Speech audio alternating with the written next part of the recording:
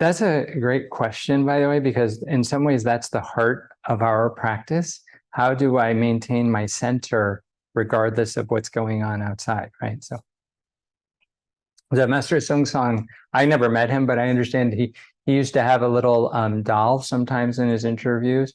It's called a Dharma doll, named after Bodhidharma doll. And I don't know for a fact, but I was told that they have them in Asia a lot. And it's a little doll, and it's weighted, it's rounded and weighted at the bottom, right? So when you knock it over, it pops back up.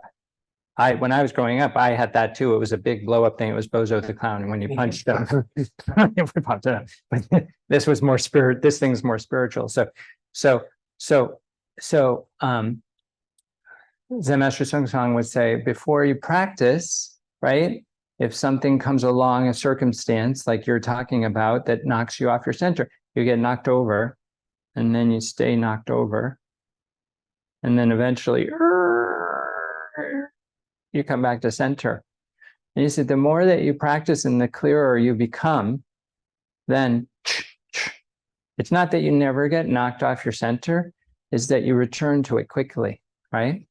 So we practice, right, all this meditation that we're doing, right, is, Ian mentioned this, partly what occurs for us is that we attain equanimity in the face of changing emotions, right? Everything, conditions are changing on the outside, our feelings and our thoughts about conditions are changing all the time, but somehow or another, we don't get caught up in it all. We can come back and just, we see that the floor is brown and the wall, we can see through the stories, we can actually see what's happening, even though there's a torrent of feelings and thoughts going on inside us. Because Buddhism or Zen is definitely not about trying to stop what goes on inside us. It's not possible, and it's not healthy, right? What it does help us to do is have a correct relationship to both what goes on outside us and what goes on inside us. So, for example,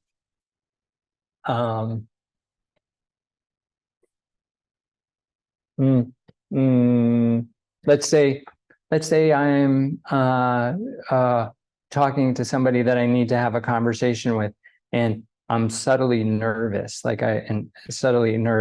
right?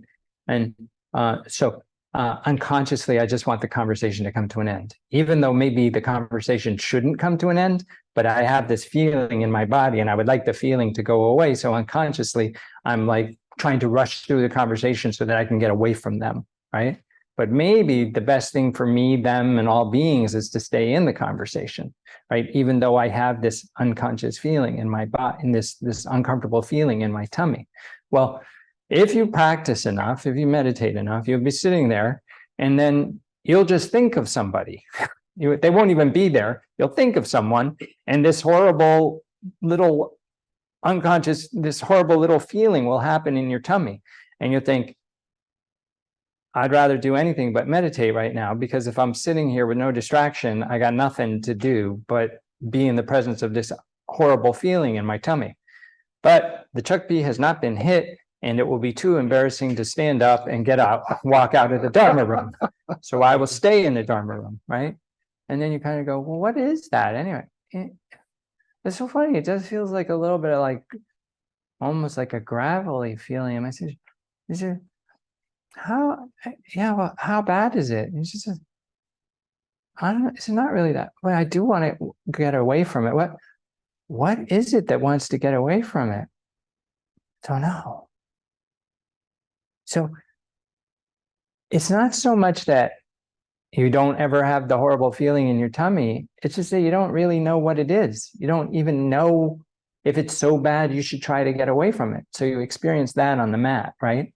Then you go out into the world and you encounter that person you're nervous to talk to, and you get the same feeling in your tummy, and you're just like, well, there's that feeling in my tummy, but I don't know if it's worth destroying this conversation just to get away from that feeling in my tummy. I just don't know. And so you're able to be in the conversation. So it's not that the thoughts and the feelings don't arise, it's that you get to have a different relationship to them, right? So they come and they go, and you watch them come and go. And you can decide if there's something that you want to respond to. Instead of being led by the nostrils. There's a expression in Buddhism, the cow with no nostrils. It means the cow. It means it means enlightenment nature that can't be pulled around by its nose, right? By the ring in its nose.